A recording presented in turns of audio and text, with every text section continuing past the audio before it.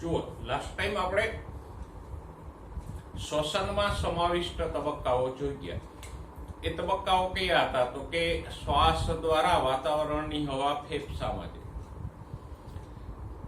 ફેફસામાંથી oxygen રુધિરમાં પ્રસરે, એ oxygen વહન પામી રુધિર દ્વારા અને કોષોમાં જાય. કોષોમાં એ અપચયની ક્રિયા એટલે કે ગ્લુકોઝના વિઘટનમાં વપરાય અને એ ક્રિયામાંથી મુક્ત થતો CO2 રુધિરમાં આવે. રુધિર દ્વારા એ CO2 ફેફસા સુધી આવે. ફેફસાના વાયુ કોષ્ઠોમાંથી ઉચ્છ્વાસ દ્વારા એ CO2 વાતાવરણમાં નિકાલ થાય. આટલી બાબતો આટલા તબક્કાઓ આપણે ભણી ગયા. હવે આજે જોઈએ શ્વાસોશ્વાસની ક્રિયાવિધિ. શ્વાસોશ્વાસની ક્રિયાવિધિ કેવી રીતે થાય? તો આગળ આપણે ચર્ચા કરી ગયા કે ફેફસાઓ પોતાની મેળે પોતાના કદમાં વધઘટ નથી કરી શકતા, એટલે કે ફેફસાઓ પોતાની મેળે સંકોચન કે વિકોચન નથી પામતા. ઉરસ ગુહા એટલે કે આ જે છાતીનું પોલાણ છે એના કદમાં વધઘટ થાય તો ફેફસાના કદમાં વધઘટ થાય અને શ્વાસોશ્વાસની ક્રિયા શક્ય બને. શ્વાસોશ્વાસમાં બે તબક્કાઓ હોય છે. એક તો શ્વાસ અને બીજો તબક્કો હોય છે ઉચ્છ્વાસ.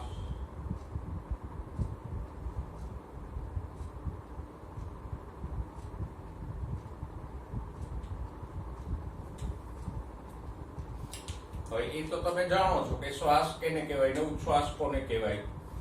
શ્વાસ એટલે તો કે વાતાવરણની હવા ફેફસામાં દાખલ થાય એને આપણે શ્વાસ કહીએ.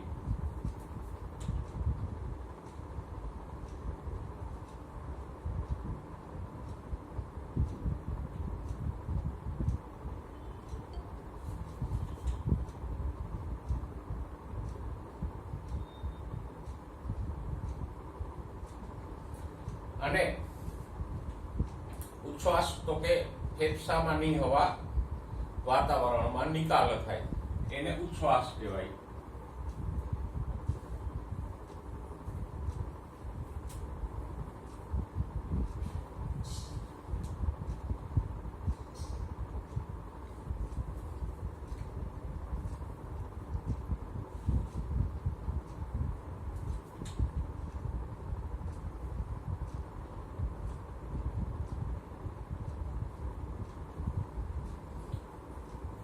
તો આ બે પ્રક્રિયાઓ તો આપણે સારી રીતે જાણીએ છીએ કે શ્વાસ કોને કહેવાય અને ઉચ્છ્વાસ કોને કહેવાય.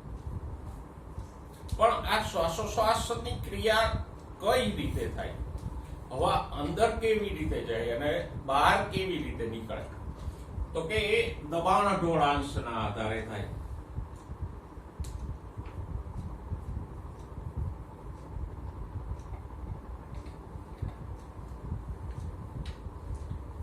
શ્વાસોશ્વાસની ક્રિયા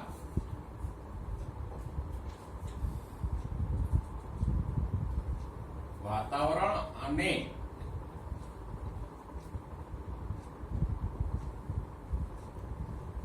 ફેફસા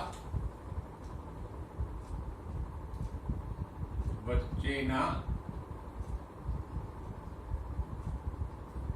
દબાણ ઢોળાંશ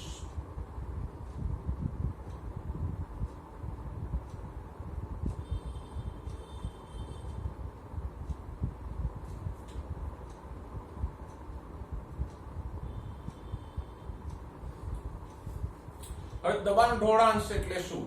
તો કે વધુ દબાણથી ઓછું દબાણ એને કહેવાય દબાણ ઢોળાંશ. અને એ તો તમે સમજી શકો કે હવા કઈ તરફ જાય.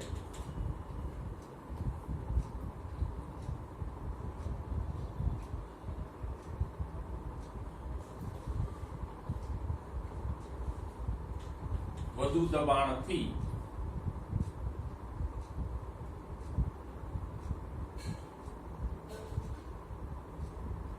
ઓછા દબાણ વાળા વિસ્તાર તરફ જશે. ક્યાંય પણ ફેફસા હોય કે વાતાવરણ હોય કે ક્યાંય પણ હવા હંમેશા વધુ દબાણવાળા વિસ્તારથી ઓછા દબાણવાળા વિસ્તાર તરફ જ જશે.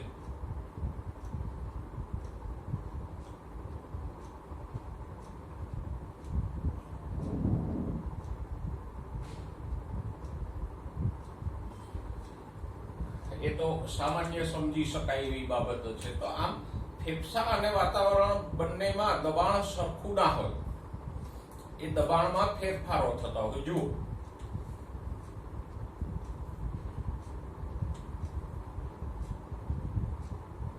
નંબર 1, જ્યારે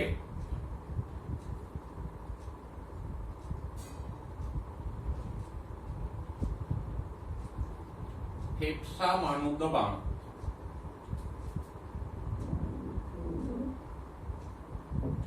એને કહેશું આંતરફુફ્ફુસીય દબાણ.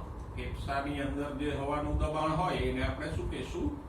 આંતરફુફ્ફુસીય દબાણ. એટલે કે ફેફસાની અંદરનું હવાનું દબાણ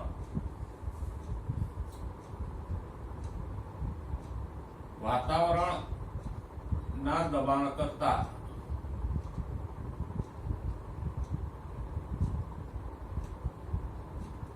ઓછું હોય, એટલે કે ઋણ હોય. ઓછું મીન્સ ઋણ.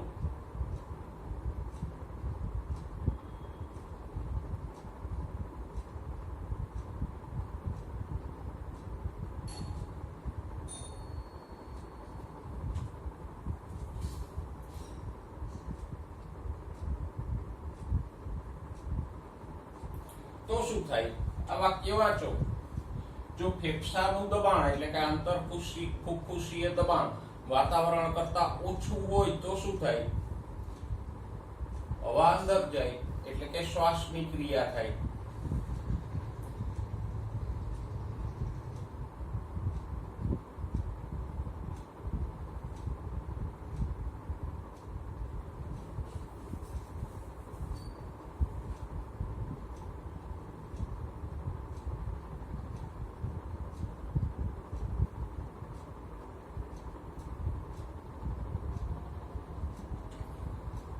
તો જો અહીંયા દબાણ ઢોળાંશ લાગુ પડ્યો ને, વાતાવરણમાં વધુ દબાણ છે, ફેફસામાં ઓછું દબાણ છે. આપણે દબાણ ઢોળાંશ જ કોને કહીએ?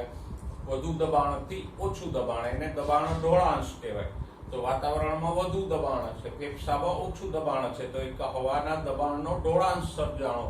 તો એને અનુસાર હવા વધુ દબાણથી ઓછા દબાણ તરફ ગઈ, એટલે કે વાતાવરણથી ફેફસામાં ગઈ. ઉચ્છ્વાસની વાત કરીએ તો કે જ્યારે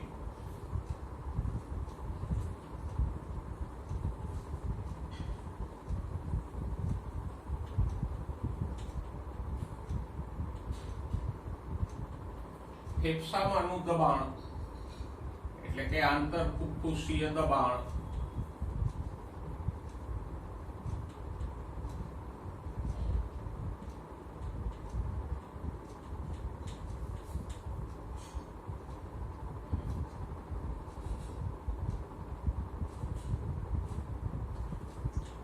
વાતાવરણના દબાણ કરતા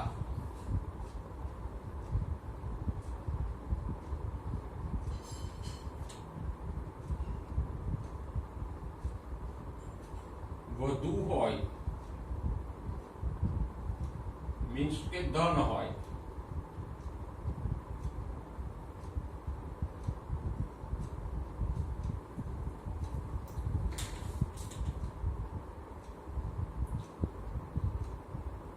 તો હવા, જો ફેફસામાંનું દબાણ વાતાવરણના દબાણ કરતા વધારે હોય તો હવા બહાર નીકળશે. ફેફસાની અંદરનું આંતરફુફ્ફુસીય દબાણ વધુ છે, વાતાવરણનું દબાણ એના કરતા ઓછું છે, તો હવા બહાર નીકળશે. એકદમ સહેલું છે.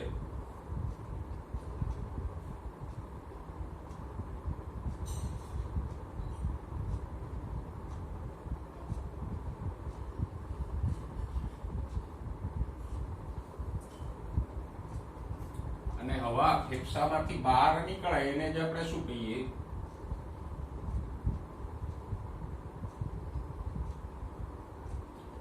ઉચ્છ્વાસ.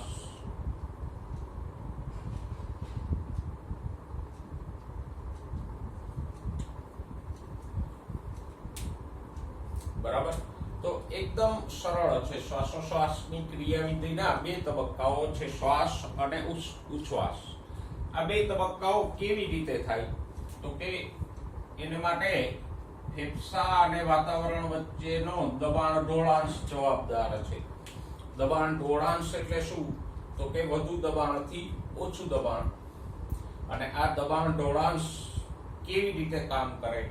તો કે જ્યારે ફેફસામાંનું દબાણ ઓછું હોય વાતાવરણ કરતા, તો હવા અંદર પ્રવેશે એને આપણે શ્વાસ કહીએ, એટલે કે શ્વાસ થાય. અને ફેફસામાંનું દબાણ વધારે હોય તો હવા બહાર નીકળે એને આપણે ઉચ્છ્વાસ કહીએ. તો એકદમ સરળતાથી સમજાય એવું છે કે શ્વાસોશ્વાસની ક્રિયા આ ફેફસા અને વાતાવરણ વચ્ચેના દબાણ ઢોળાંશ અનુસાર થાય. જો આપણે એ વાત કરી કે શ્વાસોશ્વાસની ક્રિયા દબાણ ઢોળાંશ અનુસાર થાય, તો આ દબાણ ઢોળાંશમાં ફેરફાર ક્યારે થાય? કે શ્વાસ સમયે ફેફસામાંનું દબાણ ઘટે અને ઉચ્છ્વાસ સમયે ફેફસામાંનું દબાણ વધે. હવે એક વસ્તુ તો સ્પષ્ટ છે કે ફેફસા અને વાતાવરણ બેમાંથી દબાણના ફેરફારો કેમાં થાય? તો કે ફેફસામાં જ થાય ને. વાતાવરણનું દબાણ તો કઈ આમ નિયમિત થોડીક વાર વધે થોડી વાર ઘટે એવું તો શક્ય ના બને. એટલે જે દબાણના ફેરફારો છે, દબાણમાં વધઘટ થશે એ કેમાં થશે? ફેફસામાં જ થશે. વાતાવરણનું દબાણ તો મોટે ભાગે સ્થિર હોય. તો ફેફસામાં આ દબાણના ફેરફારો કેવી રીતે થાય? તો કે ફેફસામાં દબાણના ફેરફારો કરતી બે રચનાઓ છે.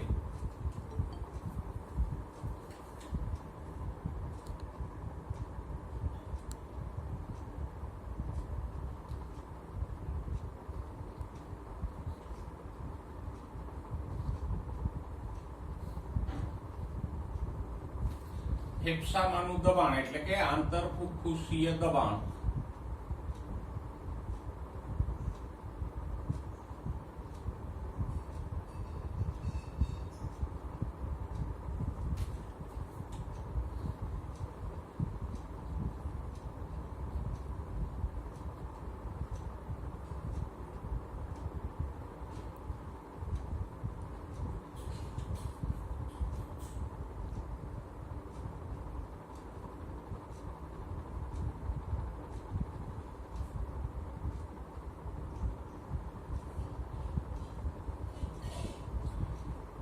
એમાં ફેરફાર કરવા માટે બે રચનાઓ જવાબદાર છે. કઈ બે રચનાઓ? તો કે એક રચના છે આંતરપાંસળી સ્નાયુઓ, ઇન્ટરકોસ્ટલ મસલ્સ.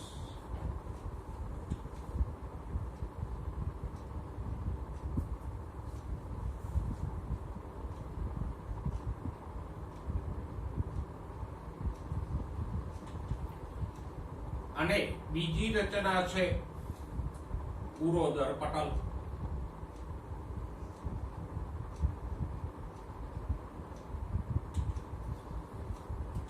આંતરપાંસળી સ્નાયુઓ એટલે શું? તો કે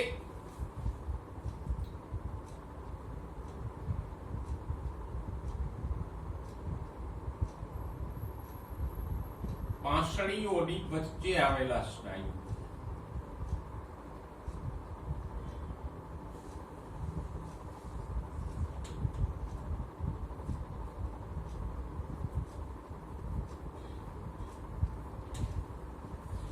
પાંસળીઓ હોય તો એની વચ્ચે સ્નાયુઓ હોય. દાખલા તરીકે જો આ એક પાંસળી છે, આ બીજી પાંસળી છે,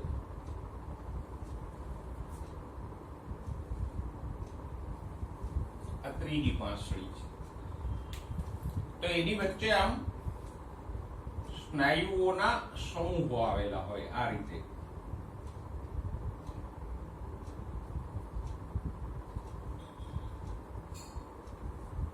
આને શું કહેવાય? આંતરપાંસળી સ્નાયુ.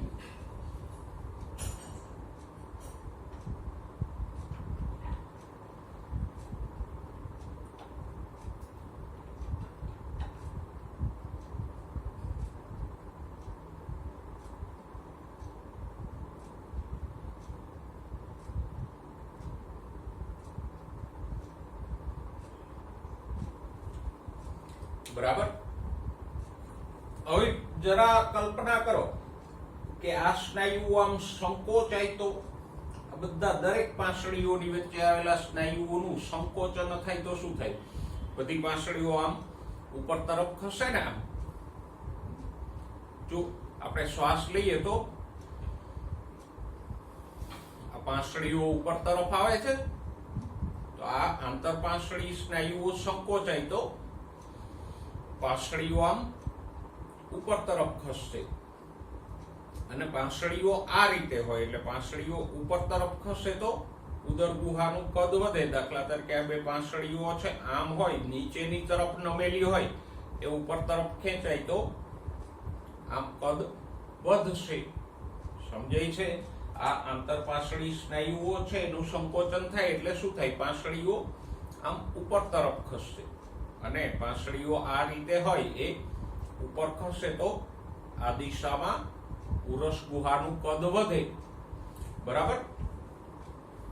હવે આ આંતરપાંસળી સ્નાયુઓના બે જૂથ હોય.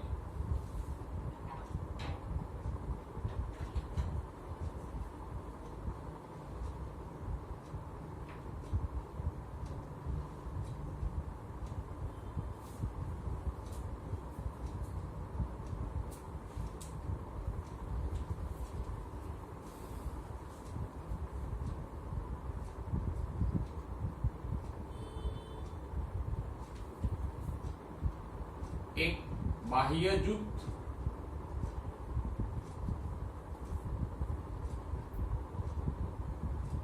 અને બીજું અંતઃ આંતરપાંસળી જૂથ. બાહ્ય જૂથ છે પાંસળીઓની બહારની સપાટી તરફ હોય, અંતઃ જૂથ અંદર તરફ હોય. બીજી રચના છે ઉરોદર પટલ. ઉરોદર પટલને તો આપણે જાણીએ છીએ કેવું, તો કે ઉદર ગુહા અને ઉરસ ગુહા.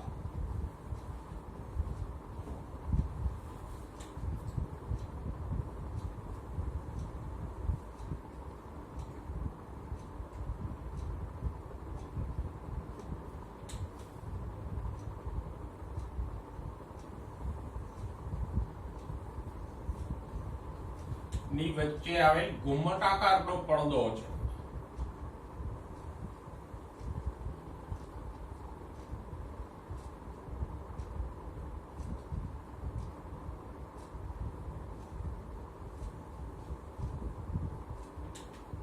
ઉપસેલો. ઘુમ્મટ એટલે પેલું મંદિર ઉપર ન હોય ડોમ, એવું. આમ વચ્ચેથી ચારે બાજુથી ઉપસેલો હોય. એની ચર્ચા તો આપણે 16મા ચેપ્ટરમાં પણ કરી ગયા. છતાંય ફરી એકવાર જોઈ લઈએ જરા.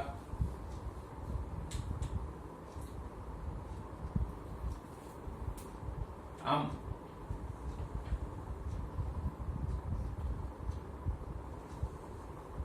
આ શરીર ગુહા છે એટલે કે શરીરનું પોલાણ છે.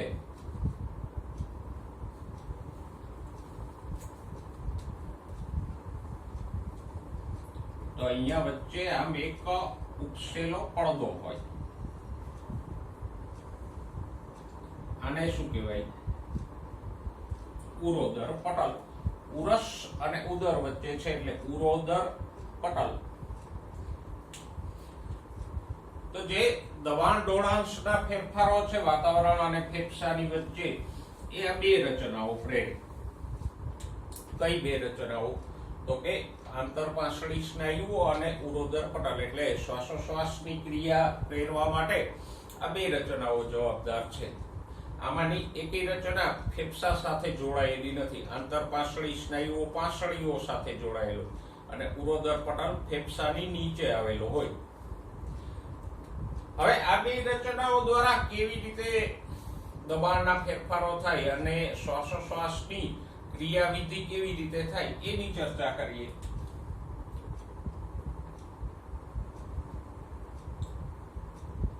પેલા જોઈએ શ્વાસની ક્રિયા.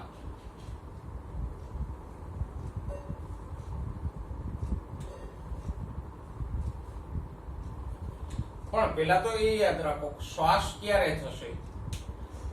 ફેફસામાં દબાણ ઘટશે તો શ્વાસની ક્રિયા થશે. હમણાં જ આપણે ચર્ચા કરી કે ફેફસામાં દબાણ ઘટે એટલે કે આંતરફુફ્ફુસીય દબાણ વાતાવરણ કરતા ઓછું હોય તો હવા અંદર જઈને શ્વાસની ક્રિયા થાય.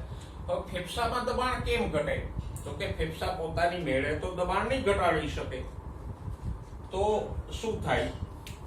તો કે એક આકૃતિની મદદથી આપણે સમજીએ તો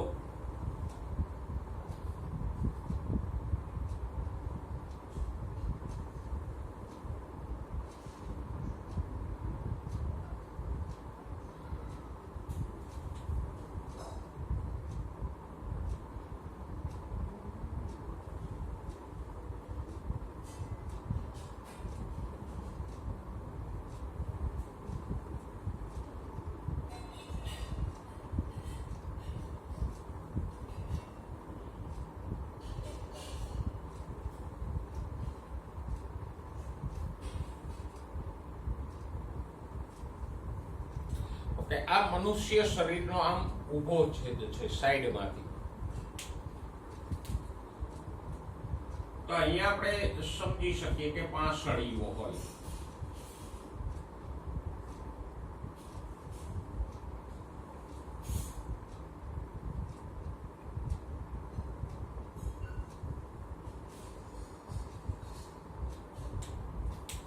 અને પાંસળીઓની વચ્ચે આવેલા આંતરપાંસળી સ્નાયુઓ હોય અહીંયા.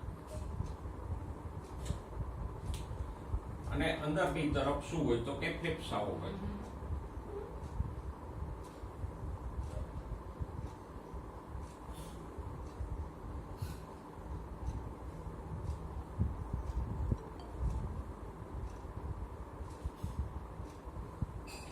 આ છે શ્વાસ નળી.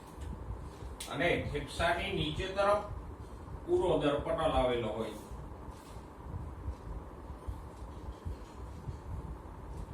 હવે ઉરોદર પટલ સાથે પણ સ્નાયુઓ જોડાયેલા હોય. હવે આ આંતરપાંસળી સ્નાયુઓ અને ઉરોદર પટલ કેવી રીતે દબાણ ઘટાડે એ જોઈએ. સૌથી પહેલા ઉરોદર પટલની વાત કરીએ તો આ ઉરોદર પટલ નીચે તરફ ધકેલાય. ઉરોદર પટલ સાથે સંકળાયેલા સ્નાયુઓનું સંકોચન થાય એટલે ઉરોદર પટલ આમ નીચે તરફ ખસે. હવે ઉરોદર પટલ નીચે તરફ ખસે એટલે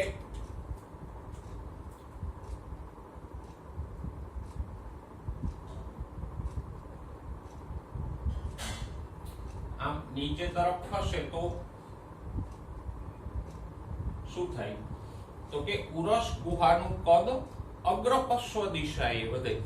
અગ્ર એટલે આ ભાગ, પશ્વ એટલે પગ તરફનો ભાગ, અગ્ર એટલે મુખ તરફનો છેડો અને પશ્વ એટલે મળદ્વાર તરફનો છેડો. તો ઉરોદર પટલ આમ નીચે ખસે તો આ ઉરસ ગુહાનું કદ અગ્ર પશ્વ દિશાએ વધે. તો લખીએ, જો પહેલો પોઈન્ટ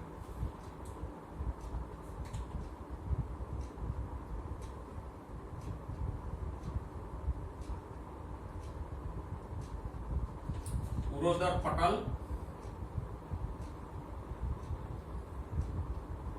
નીચેની તરફ ખસે તો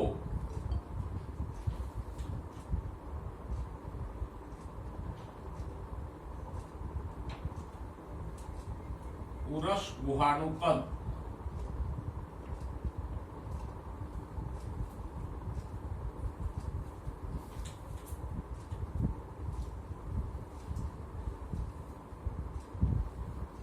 અગ્ર પશ્વ એટલે આ અગ્ર અને પશ્વ અક્ષે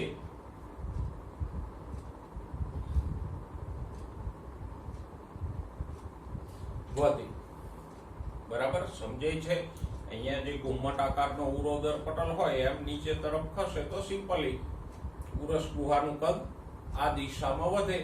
આમ બીજું જોઈએ આંતરપાંસળી સ્નાયુઓ. તો કે આ આંતરપાંસળી સ્નાયુઓ જે અહીંયા હોય એનું સંકોચન થાય તો હમણાં આપણે સમજાય એ પ્રમાણે બધી પાંસળીઓ છે ઉપર તરફ ખસે અને આમ પાંસળીઓ હોય એ ઉપર ખસે તો આ કદ છે એમાં વધારો થાય ને. પાંસળીઓ સેજ આમ નીચેની તરફ ઢળતી હોય એ આમ ખસે તો આમ કદમાં વધારો થાય. એટલે કે આ પાંસળીઓ ઉપર તરફ ખસશે તો ઉરસ ગુહાનું કદ આમ વધશે,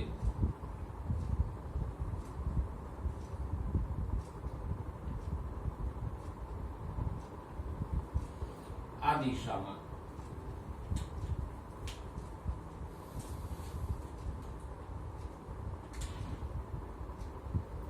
તો આંતરપાસળી સ્નાયુઓના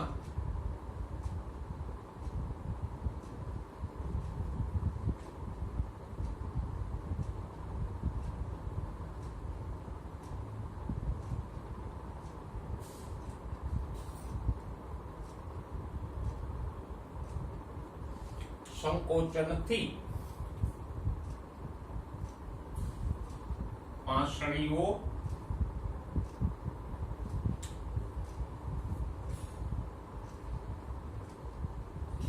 ઉપર તરફ ખસે.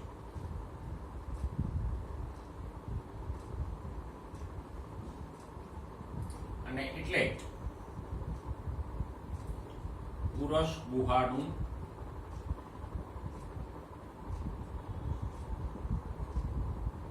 કદ વક્ષપૃષ્ઠ અક્ષે વધે.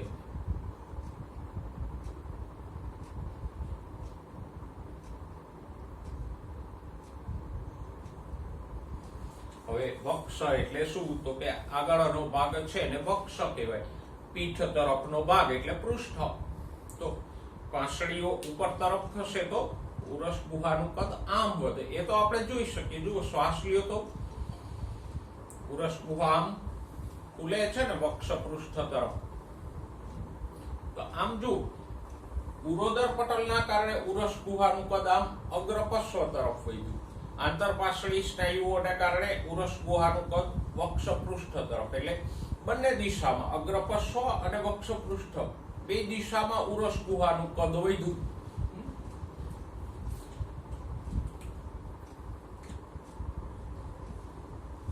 તો આપણે લખી શકીએ કે ઉપરની બંને ક્રિયાઓ એટલે કે આ ઉરોદર પટલના સંકોચાવાથી થતી ક્રિયા અને આંતરપાસળી સ્નાયુઓના સંકોચનથી થતી ક્રિયા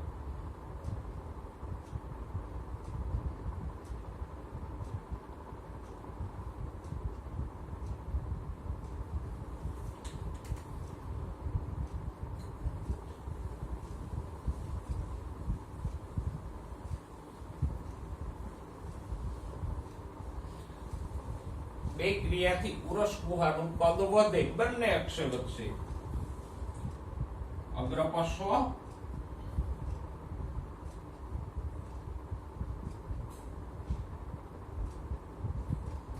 અને વક્ષ પૃષ્ઠ.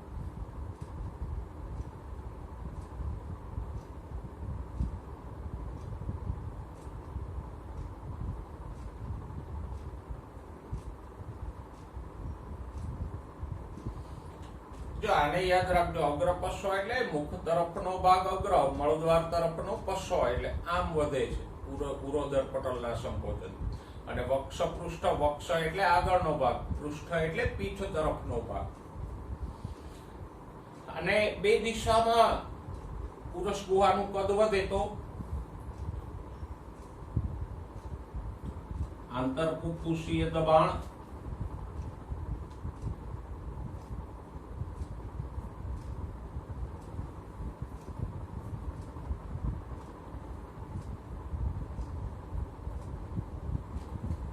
ઘટે ને, ફેફસા ઉપરનું દબાણ ઘટે. આ ઉરસ ગુહા વિસ્તરે તો ફેફસા ઉપર દબાણ ઘટશે, કારણ કે આગળ આપણે એક શબ્દ ભણીએ ફેફસા હવા ચુસ્ત છે, એમાં બીજે ક્યાંયથી હવા પ્રવેશતી નથી. એટલે ઉરસ ગુહાનું કદ વધશે તો ફેફસા ઉપર દબાણ ઘટશે, અને ફેફસામાં દબાણ ઘટે તો શ્વાસની ક્રિયા થાય, વાતાવરણની હવા અંદર પ્રવેશે.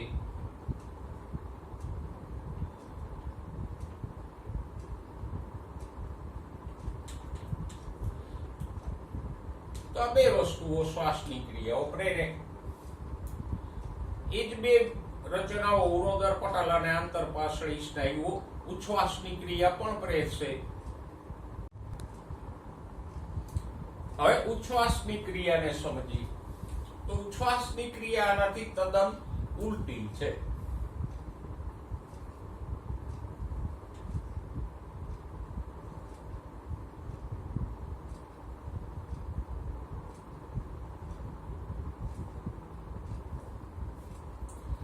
જો ઉચ્છ્વાસની ક્રિયા કેવી રીતે થાય, તો કે આ ઉરોદર પટલ જે નીચે ખીસો તો એ પાછો ઉપર તરફ ખસે. ઉરોદર પટલના સ્નાયુઓનું શિથિલન થાય એટલે ઉપર તરફ ખસે.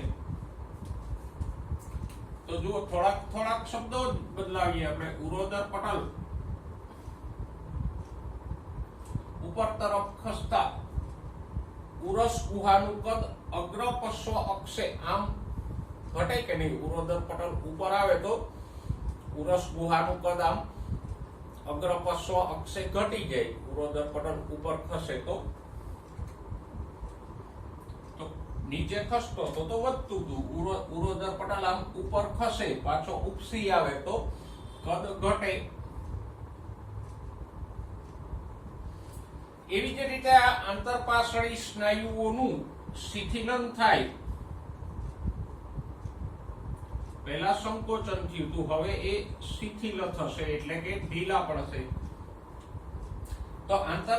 તો પાસળીઓ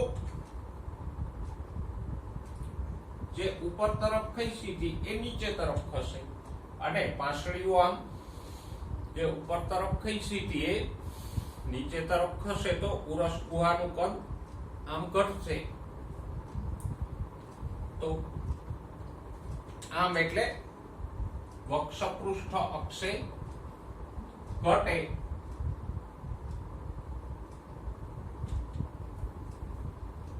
અને આ ઉપરની બંને ક્રિયાથી ઉરસ ગુહાનું કદ અગ્ર પશ્વ અને વક્ષપૃષ્ઠ અક્ષે ઘટે.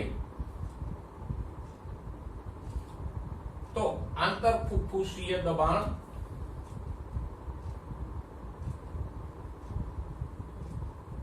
વધે અને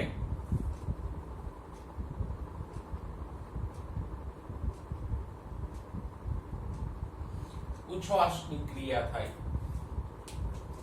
જો ઉરસ ગુહામાં ઉરોદર પટલ આમ ખીસો એટલે કદ ઘટ્યું, સાથે સાથે પાસળીઓ નીચે આવી એટલે આમ પણ કદ ઘટ્યું.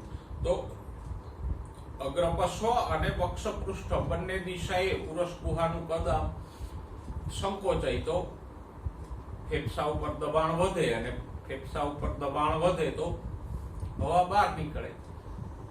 તો આમ હવે આપણે સમજી શકીએ કે ફેફસામાં દબાણની વધઘટ કરવા માટે ફેફસા પોતે જવાબદાર નથી, પણ આ આંતરપાસળી સ્નાયુઓ અને ઉરોદર પટલ આ ઉરસ ગુહા એટલે છાતીના પોલાણના દબાણની વધઘટ કરે.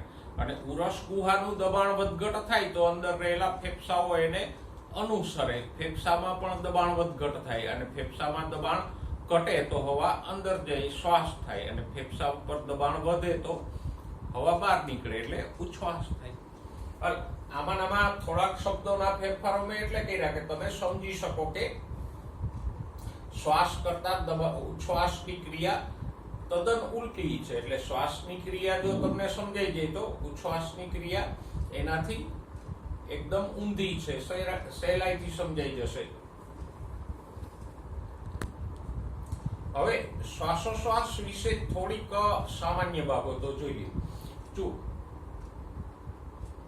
તંદુરસ્ત સ્થિતિમાં મનુષ્ય પ્રતિ મિનિટ 12 થી 16 વખત શ્વાસ લે.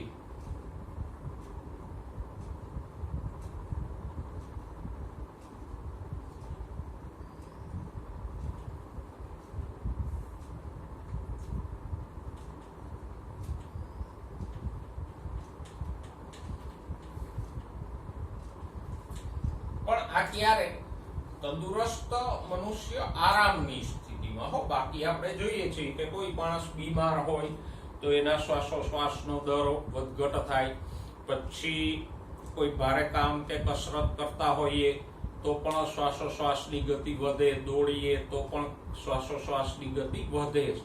પણ આરામની સ્થિતિમાં એક તંદુરસ્ત પુખ્ત માનવ 12 થી 16 વખત શ્વાસ લેતો હોય. ગણી જોજો અને બીજી વાત, જો માણસ 1 મિનિટમાં 12 થી 16 વાર શ્વાસ લે છે તો 1 મિનિટમાં ઉચ્છ્વાસ કેટલી વાર કરતો હશે? શોધી કાઢજો. બરાબર. અને શ્વાસોશ્વાસ નું માપન શેનાથી થાય? તો કે સ્પાયરોમીટર થી.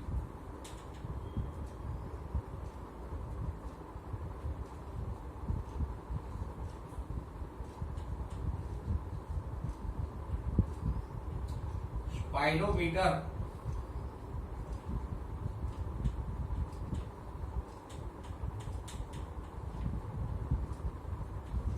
નામના સાધનથી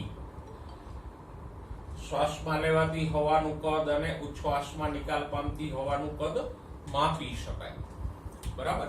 અથવા તો ઘણીવાર એને રેસ્પિરોમીટર પણ કહેવામાં આવે. જો આપણે દરેક વખતે શ્વાસમાં કે ઉચ્છ્વાસમાં સરખી હવાનો નિકાલ નથી કરતા. આમ નોર્મલ આપણે શ્વાસ લઈએ તો એ ટૂંકો હોય, પણ ઘણીવાર આપણે ઊંડો શ્વાસ લઈએ તો વધારે હવા અંદર જાય. એટલે ખાસ કરીને કોઈ વ્યક્તિ બીમાર હોય અથવા ફેફસા સંબંધિત કોઈ બીમારી હોય તો ડોક્ટર આ સ્પાયરોમીટર થી એ માપે કે એના શ્વાસમાં કેટલી હવા જાય છે, કેટલી નહીં, કાલે કેટલી જતી હતી, આજે કેટલી જાય છે. જુઓ, કોઈ કોરોનાના પેશન્ટ હોય તો કદાચ તમે જોયું હશે, એને એક નાનકડું સાધન આપે જેમાં આમ 3 ઊભી નળીઓ હોય અને દરેક નળીમાં ગોળાઓ હોય, બ્લુ રંગનો, લીલા રંગનો અને લાલ રંગનો. અને પછી ડોક્ટર એને આમ શ્વાસ ખેંચવાનું અને શ્વાસ છોડવાનું કહે. તો પેલા ગોળાઓ ઉપર નીચે થાય તો આવા સ્પાયરોમીટરની મદદથી ડોક્ટર ફેફસામાં કેટલી હવા જાય છે અને કેટલી હવાનો નિકાલ થાય છે એ માપી શકે. જો હવે શ્વાસનું કદ અને ક્ષમતાની વાત કરીએ. આપણે હમણાં વાત કરી ને કે શ્વાસમાં વધારે ઓછી હવા જતી હોય, જેમ આપણે સામાન્ય શ્વાસ લઈએ તો ઓછી હવા અંદર લેતો હોય, ઊંડા શ્વાસ લઈએ તો વધારે હવા અંદર જતી હોય. બરાબર.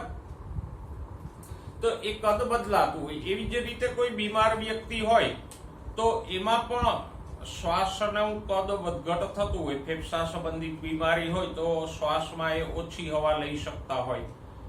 તો આ શ્વાસનું કદ અને ક્ષમતા કઈ કઈ હોય, એના મૂલ્યો કેટલા હોય એની વાત કરીએ. આજે આપણે શ્વાસના કદ વિશે વાત કરશું. કદના 4 મૂલ્યો. પણ આ કદ અને ક્ષમતાના જે મૂલ્યો છે તમારા માટે મોસ્ટ આઈએમપી છે. એમાંથી કોઈને કોઈ એમસીક્યુ હોય જ છે. એટલે આ જે 4 કદના મૂલ્યો છે અને 5 ક્ષમતાના મૂલ્યો છે, એ ટોટલ 9 જે કદ અને ક્ષમતાના મૂલ્યો અને એની ગણતરી આપી છે એકદમ આઈએમપી છે તમારા માટે. તો આજે આપણે શ્વાસના કદ સંબંધિત મૂલ્યોની ગણતરી કરશું. જો કદનું પહેલું મૂલ્ય છે ટીવી, ટાઇડલ વોલ્યુમ.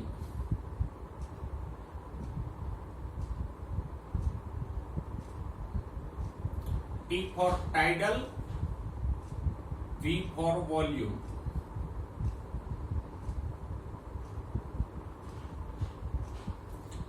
ટાઇડ એટલે ભરતી, શ્વાસમાં કેટલી હવા ભરી શકાય એનું. પણ ક્યારે? તો કે સામાન્ય શ્વસન દરમિયાન આરામની સ્થિતિમાં તંદુરસ્ત માણસ શ્વાસમાં જે હવા લે, આપણે સામાન્ય આરામની સ્થિતિમાં હોઈએ એટલે કે સૂતા હોઈએ, બેઠા હોઈએ, તો એવા વખતે આપણે જે સામાન્ય ટૂંકા શ્વાસ લઈએ છીએ એ દરમિયાન કેટલી હવા અંદર જાય કે બહાર નીકળે એને શું કહેવાય? Tidal volume.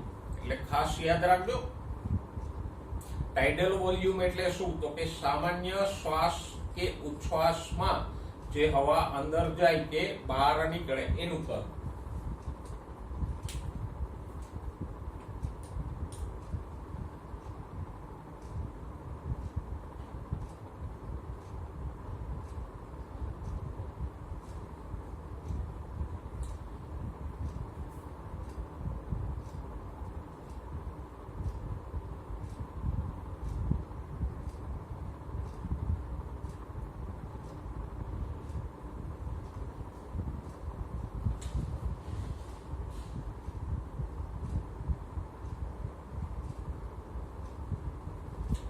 એટલે આ ટાઇડલ વોલ્યુમ એટલે બીજું કઈ નહીં પણ આપણે આમ નોર્મલ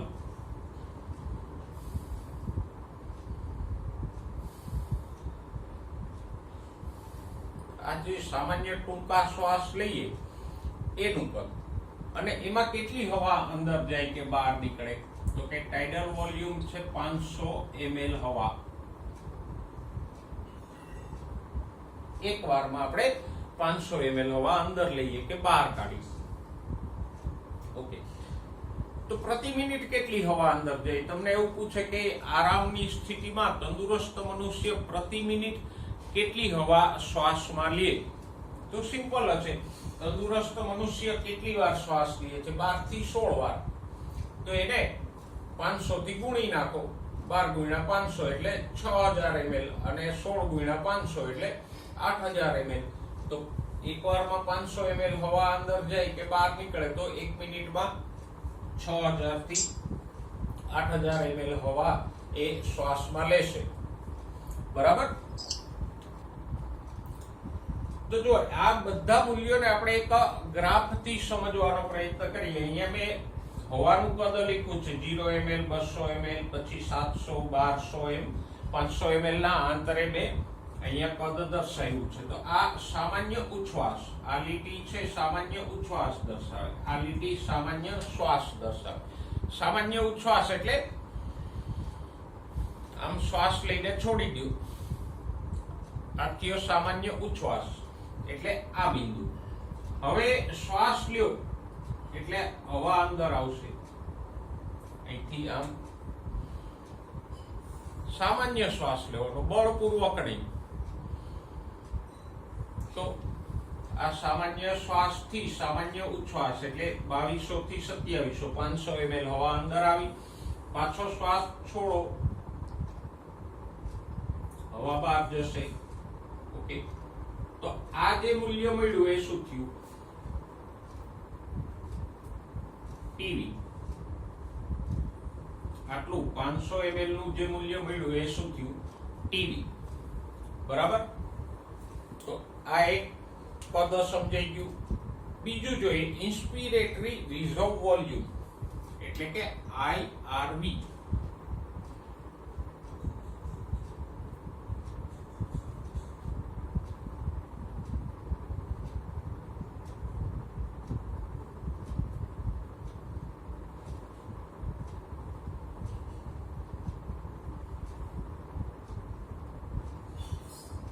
જો શબ્દને સમજો તો ઇન્સ્પિરેશન એટલે શ્વાસ અને રિઝર્વ એટલે વધારાનું વોલ્યુમ એટલે કદ તો શ્વાસનું વધારાનું કદ એટલે કે સામાન્ય શ્વાસ લીધા પછી વધારે આપણે કેટલો શ્વાસ લઈ શકીએ એ જો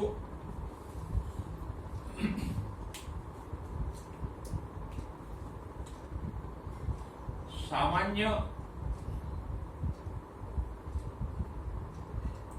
શ્વાસ પછી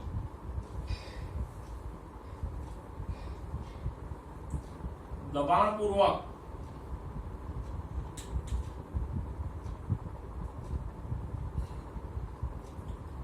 વધારાની હવા શ્વાસમાં લેવાય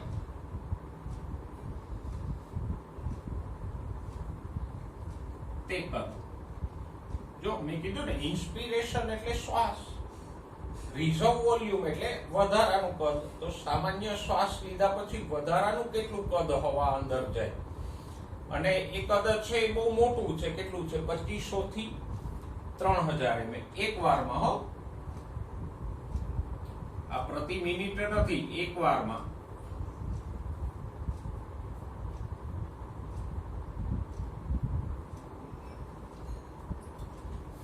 જો સમજીએ ઇન્સ્પિરેટરી રિઝર્વ વોલ્યુમ આઈઆરવી ને તો એક સામાન્ય શ્વાસ લઈને છોડી દો હવે સામાન્ય શ્વાસ લ્યો હવે દબાણથી શ્વાસ લ્યો તો આ જે વધારાની હવા અંદર આપણે લીધી દબાણપૂર્વક એને શું કહેવાય આઈઆરવી ફરી એકવાર જુઓ એક શ્વાસ લઈને છોડી દો પછી સામાન્ય શ્વાસ લ્યો સામાન્ય દબાણપૂર્વક નહીં, આમ. હવે તો સામાન્ય શ્વાસ પછી જે હવા અંદર ધકેલાણી એ શું થયું? આઈઆરવી. અહીંયા દોરીએ, જો આ સામાન્ય ઉચ્છ્વાસની સ્થિતિ છે, ત્યાંથી આપણે સામાન્ય શ્વાસ લીધો, અહીંયા આ ટીવી. હવે સામાન્ય શ્વાસ પછી દબાણપૂર્વક હવાને અંદર ધકેલીએ તો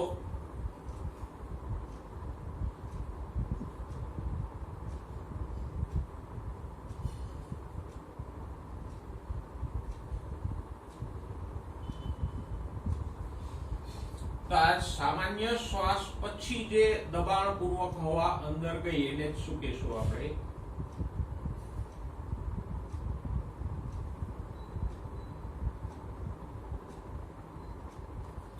આઈઆરવી.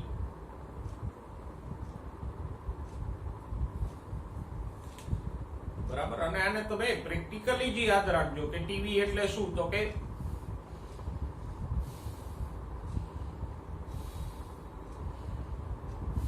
આ ટીવી. આઈઆરવી એટલે તો કે આઈઆરવી.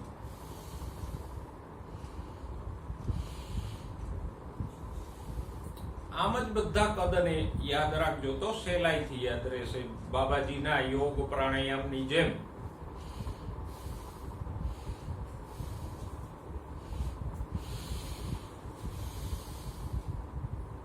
બરાબર. તો સરળતાથી યાદ રહી જશે. બરાબર. ઓકે, નેક્સ્ટ વોલ્યુમ જોઈએ. ERV.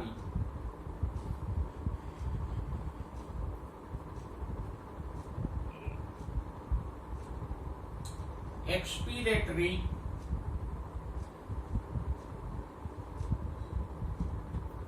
reserve volume. એક્સપિરેશન એટલે ઉચ્છ્વાસ, તો રિઝર્વ વોલ્યુમ એટલે ઉચ્છ્વાસનું વધારાનું કદ. આમ સામાન્ય ઉચ્છ્વાસ છોડી દો પછી આપણે દબાણપૂર્વક કેટલી હવા ઉચ્છ્વાસ દ્વારા બહાર કાઢી શકીએ. આનાથી ઊંધું છે. આ શું છે? આઈઆરવી. સામાન્ય શ્વાસ પછી જે હવા લઈ શકાય એ, જ્યારે આ સામાન્ય ઉચ્છ્વાસ પછીનો ઉચ્છ્વાસ નીકળે એ વધારાનો ઉચ્છ્વાસ. રિઝર્વ કે વધારાનું ક્યારે આવે? સામાન્ય પછી. ઇન્સ્પિરેટરી રિઝર્વ વોલ્યુમ એટલે સામાન્ય શ્વાસ લેવાય છે પછી શ્વાસ. એક્સપિરેટરી રિઝર્વ વોલ્યુમ, એક્સપિરેશન એટલે ઉચ્છ્વાસ. તો રિઝર્વ ક્યારે આવે? સામાન્ય ઉચ્છ્વાસ પછીનો ઉચ્છ્વાસ.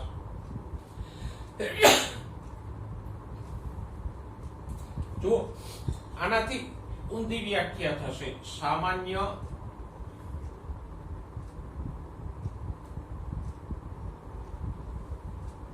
ઉચ્છ્વાસ પછી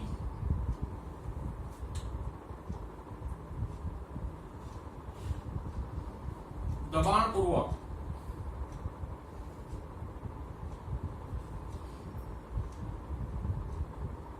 વધારાની હવા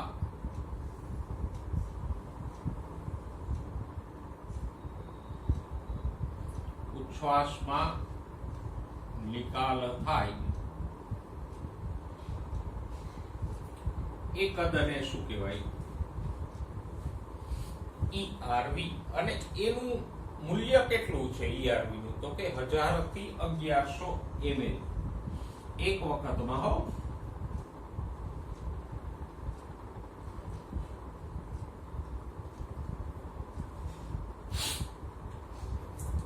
જો ERV ને હવે સમજીએ શું છે. સામાન્ય ઉચ્છ્વાસ પછી એટલે પેલા એક સામાન્ય શ્વાસ લઈને છોડી દેવાનો, દબાણપૂર્વક હવા નથી કાઢવાની, નોર્મલી ઉચ્છ્વાસ કરવાનો.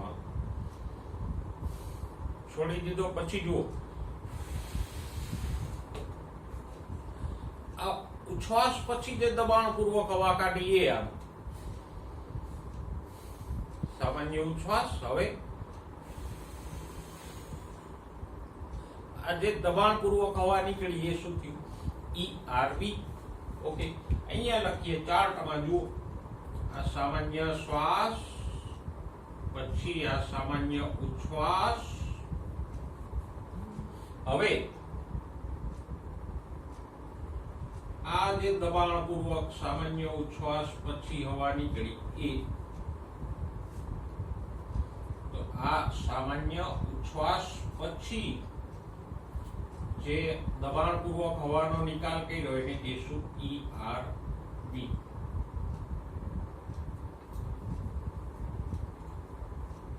અને અચ્છા, એટલે સિમ્પલ છે, અઘરું પૂછવાની જરૂર નથી. ટીવી એટલે શું? તો કે સામાન્ય શ્વાસોશ્વાસમાં જે હવા અંદર બહાર થાય ટીવી. IRV એટલે શું? તો કે સામાન્ય શ્વાસ પછી જે વધારાની હવા જાય એ IRV. અને ERV એટલે સામાન્ય ઉચ્છ્વાસ પછી જે વધારાની હવા નીકળે એ ERV. અને ચોથું મૂલ્ય છે, ચોથું પદ છે RV.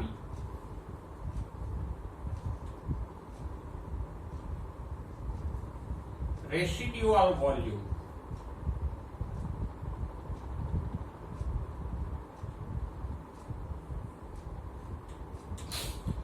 રેસિડ્યુઝ એટલે શેષ. શેષ એટલે બાકી બચેલો ભાગ. ભાગાકારમાં જે છેલ્લે સંખ્યા વધે એને આપણે શેષ કહેતા હતા ને, બાકી વધે એ સંખ્યાને શેષ કહીએ. તો રેસિડ્યુઝ એટલે શેષ. શેષ એટલે બાકી બચેલો ભાગ. અહીંયા શું શેષ?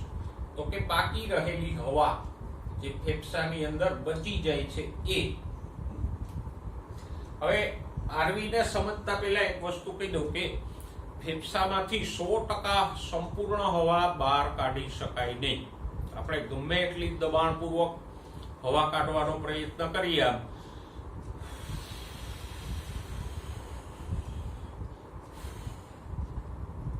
તોય ફેફસામાંથી 100% હવા નહીં કાઢી શકાય. અમુક હવા તો અંદર રહી જ જશે.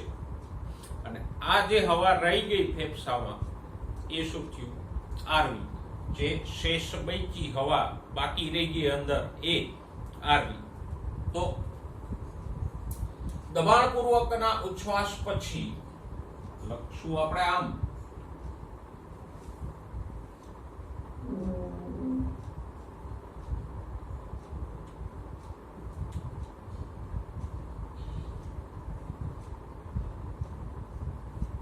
હવે દબાણપૂર્વકનો ઉચ્છ્વાસ એટલે ERV.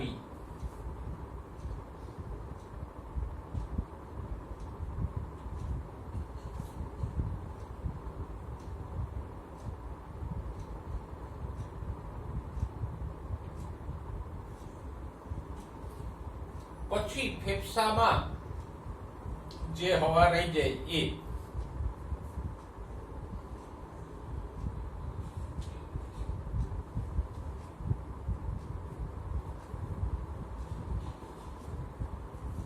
અને કેટલું હોય?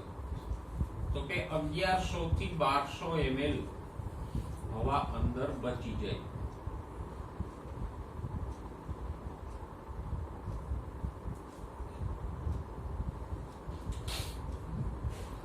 જો અહીંયા જે ERV આ છે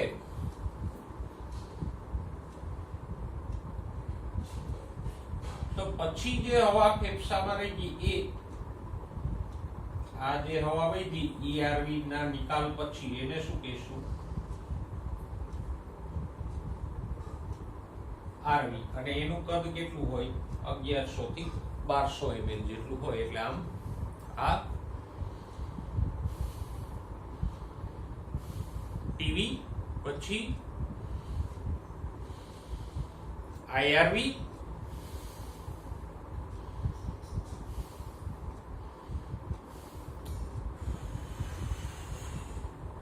ERV અને હવે જે અંદર હવા રહી ગઈ એ RV.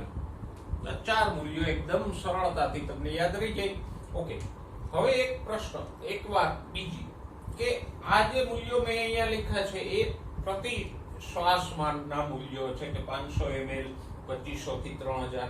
આમાંનું કોઈ મૂલ્ય તમને પ્રતિ મિનિટ પૂછે, દાખલા તરીકે એમ પૂછે કે વ્યક્તિ પૂરેપૂરા શ્વાસ અને ઉચ્છ્વાસ લે તો પ્રતિ મિનિટ એક કેટલી હવા ફેફસામાં દાખલ કરશે કે નિકાલ કરશે? પૂરેપૂરા દબાણપૂર્વકના શ્વાસ અને દબાણપૂર્વકના ઉચ્છ્વાસ લે તો પ્રતિ મિનિટ કેટલી હવા દાખલ થાય? જો તો કેટલી થાય? દબાણપૂર્વક શ્વાસ લે એટલે આ મૂલ્ય IRV પણ અંદર જાય, દબાણપૂર્વકનો ઉચ્છ્વાસ એટલે આ પણ આવી જાય, તો કેટલું થાય? જો પહેલું તો ટીવી 500 ml પ્લસ દબાણપૂર્વક શ્વાસ લે તો 3000 ml આપણે ગણીએ, 500 ને 3000 3500 ml હવા અંદર જાય. પછી 1000 થી 1100 ml આપણે રાઉન્ડ ફિગરમાં 1000 રાખીએ, નિકાલ થાય એટલે 3000 વત્તા 500 વત્તા 1000 4500 ml હવા એક વારમાં અંદર જાય કે બહાર નીકળે, થાય ને? અહીંથી આટલો ગાળો તો 1 મિનિટમાં કેટલી? તો કે આને ગુણી નાખો, 4500 ગુણ્યા 12 અને 4500 ગુણ્યા 16. તો આમ તમને આડાઅવળા MCQ પૂછે, એમ પૂછે કે એક વ્યક્તિ આરામની સ્થિતિમાં છે તો એ પ્રતિ મિનિટ કેટલી હવા શ્વાસમાં લેશે કે નિકાલ કરશે, બરાબર? તો એમ તમને અલગ અલગ MCQ પૂછી લે. તો પ્રતિ મિનિટ પૂછે તો તમારે આને 12 થી 16 વડે ગુણી નાખવાના, અને પછી તો તમને સિમ્પલ જે ઓપ્શનમાં નજીકનું મૂલ્ય હોય એ મળી જાય, ગુણાકાર કરી લો એટલે. તો આ એક વખતના મૂલ્યો છે, એને તમારે પ્રતિ મિનિટમાં કન્વર્ટ કરવા હોય તો 12 થી 16 વડે ગુણી નાખવાના. ઓકે, હવે એક બીજી વાત કે આ આરવી જેટલી હવા અંદર શું કામ રહી જાય છે? ભાઈ આખું ફેફસું ખાલી કરી નાખીએ તો વધારે હવા શ્વાસ ન લઈ શકાય? ના, આરવી જેટલી હવા અંદર રહેવી આવશ્યક છે. શા માટે આવશ્યક છે? તો કે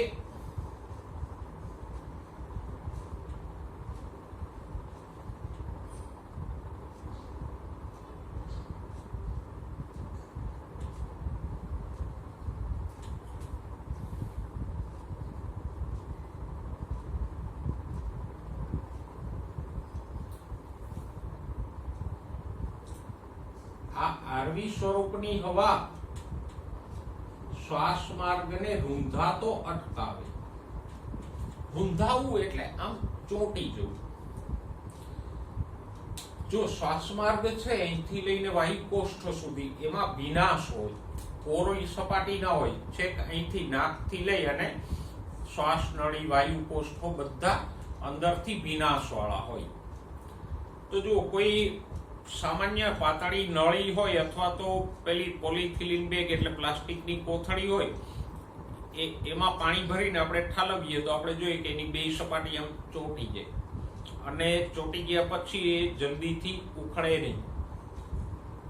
તો શ્વાસ માર્ગનું પણ એવું જ થાય. શ્વાસ માર્ગની વિનાશને કારણે જે વાયુકોષ્ઠો હોય, શ્વાસ વાહિકાઓ હોય, એ બધી ચોંટી જાય એટલે કે રૂંધાઈ જાય અને પછી ખુલે નહીં. પણ એવું નથી થતું, એ રૂંધાતું નથી. શું કામ? એને તો કે અંદર આ આરવી જેટલી હવા રહી જાય છે એટલે શ્વાસ માર્ગ ના વાયુકોષ્ઠો ને શ્વાસ વાહિકાઓ આમ રૂંધાઈ નથી જતા.